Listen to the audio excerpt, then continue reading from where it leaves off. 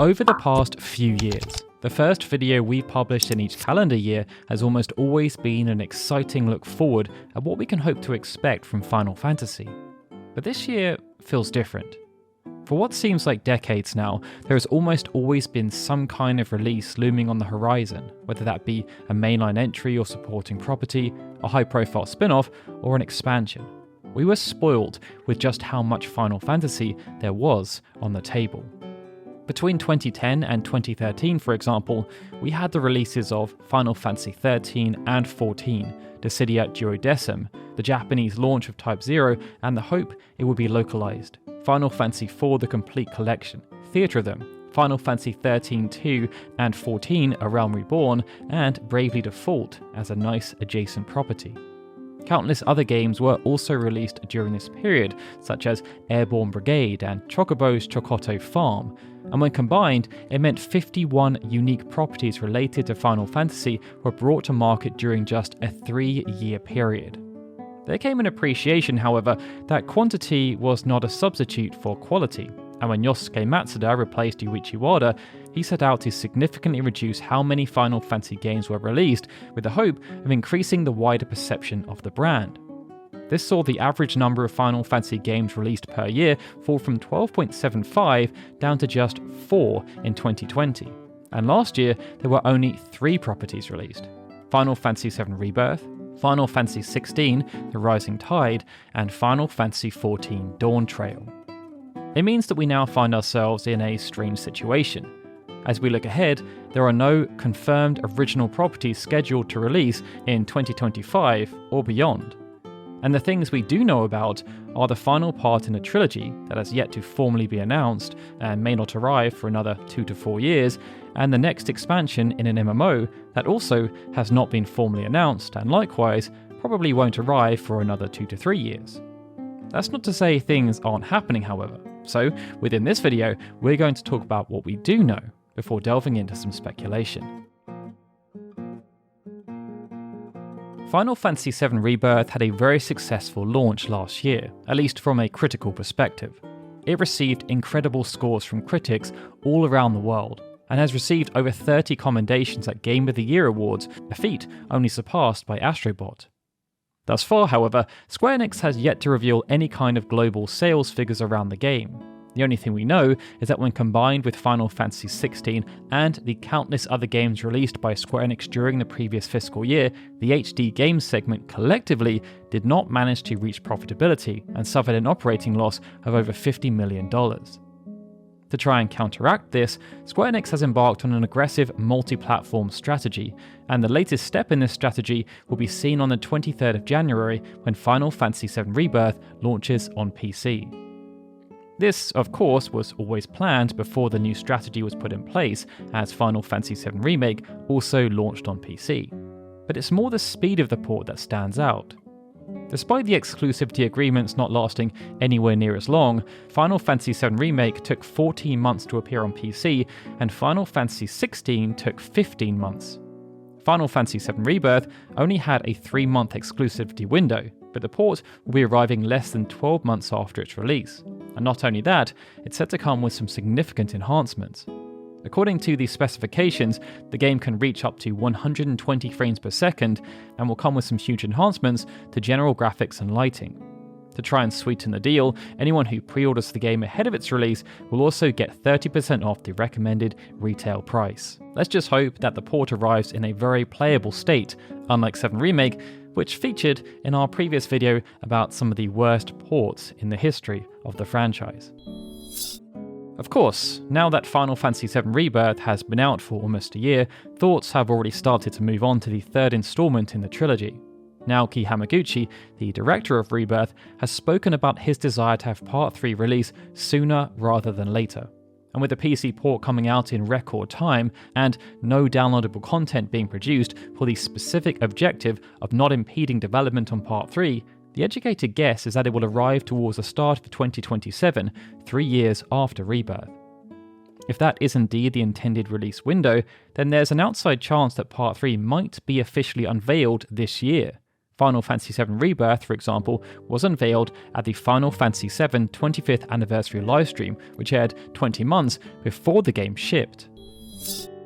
But while we wait for news on Part 3 of the Final Fantasy VII Remake project, Ever Crisis will continue to plug along. Throughout 2024, it found a dedicated global community, and in Japan at least, it earned approximately $25 million. This represents modest returns, but it's around half of what Brave Exvius and War of the Visions earned during their first full calendar years on the market. Regardless, 2025 is sure to have plenty of collaborations in store, as well as a continuation of Sephiroth's backstory. On the subject of Brave Exvius, the global version was shut down towards the end of 2024, but as yet, there appears to be no signs that the Japanese version will suffer the same fate.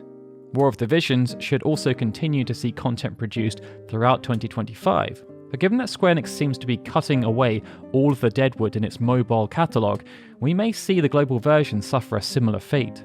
For reference, Square Enix shut down numerous properties last year in addition to the global version of Brave Exvius. Triple Triad, for example, was removed from the Final Fantasy Portal app, but they also shut down Engage Kill, Full Metal Alchemist mobile RPG, Dragon Quest Champions and Dragon Quest Keshi Keshi, and Towa Sugai. Square Enix also transferred ownership of Octopath Traveler Champions of the Continent to NetEase, who were previously responsible for managing the game's operations in Southeast Asia and China. Sticking with the theme of mobile and China, it was revealed back in August that Square Enix had gained approval to release a previously unannounced mobile version of Final Fantasy XIV in the region, which was tentatively dubbed Final Fantasy XIV Crystal World. Square Enix then announced the game officially in November as a free-to-play iteration of the venerable MMO that has been custom-built from the ground up for the platform. The game is not being worked on by Square Enix directly though, instead it's being developed by Lightspeed Studios who have officially licensed the property.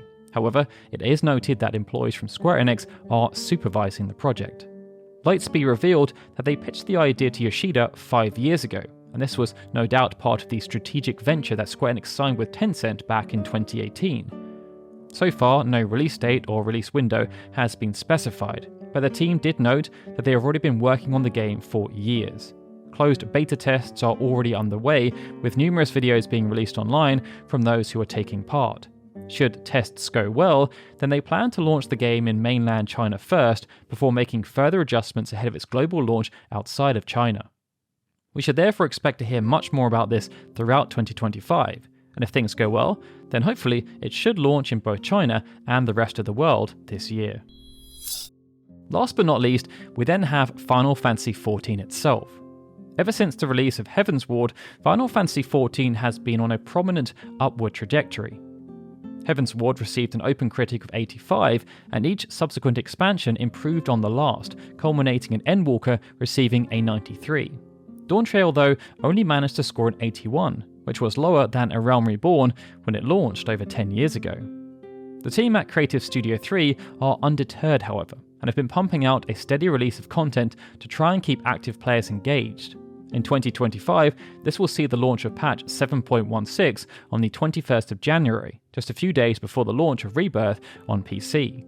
Patch 7.2, which promises to be much more substantial, should then launch towards the end of Q1, but its timing suggests that they are sticking with the Endwalker patch schedule as opposed to the pre-Endwalker patch schedule, and if that's the case, we shouldn't expect to hear anything about the next expansion until 2026.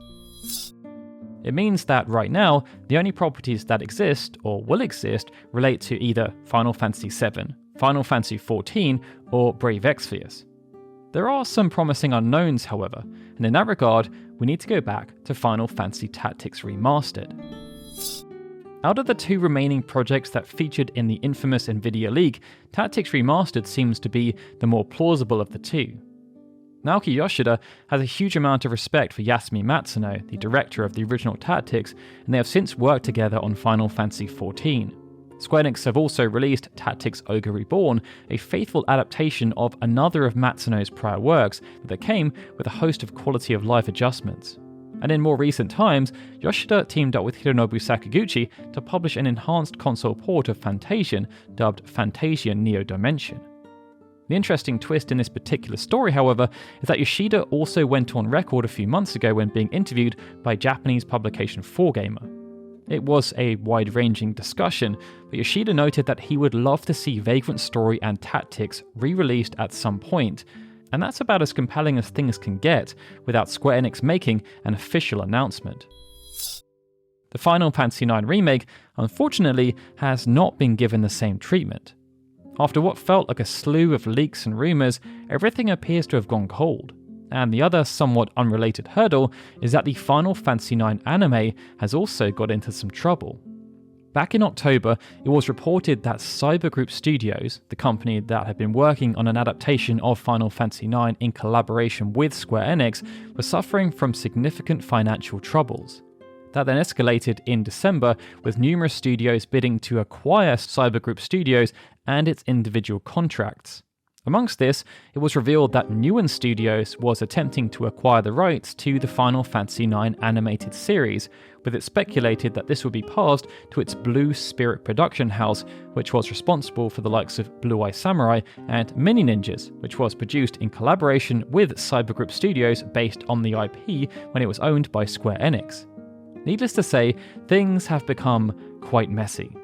Based on this, it's unclear if we'll hear anything about projects related to Final Fantasy IX in 2025, but there's always hope. Beyond that, however, we're just going into wild speculation territory. For example, it's safe to assume that Final Fantasy XVII is at least currently being thought about, as it's already been 18 months since the release of Final Fantasy XVI. For example, even though there were 4 years between the release of Final Fantasy XV and the announcement of Final Fantasy XVI, planning had been well underway for years by that point. But outside of the next main numbered entry, it's unclear what other directions the Final Fantasy franchise may go in. Some projects may have been part of Takeshi Kiryu's massive cull, but with a huge decrease in scope around the franchise in the past 4 to 5 years, we just have to hope that whatever does manifest will be of the highest quality. With that though, we hope you've enjoyed our short look ahead for the Final Fantasy franchise. Based on what we discussed, which of the known projects are you most looking forward to? Be sure to let us know in the comments below, and make sure to also let us know your hopes and dreams for the franchise too. And make sure you subscribe to the channel, as irrespective of what games are planned to release, we have plenty of exciting projects in the works. Alright everyone, with that, this is Darryl signing out. As always, I'd like to give a big thank you to all of our Patreon and YouTube membership supporters, especially Benjamin Snow, The Livestream, and Zukan TDK, who are super special Onion Eye supporters, and of course, a big thank you to everyone for watching this video. I'll see you all again soon for more Final Fantasy goodness.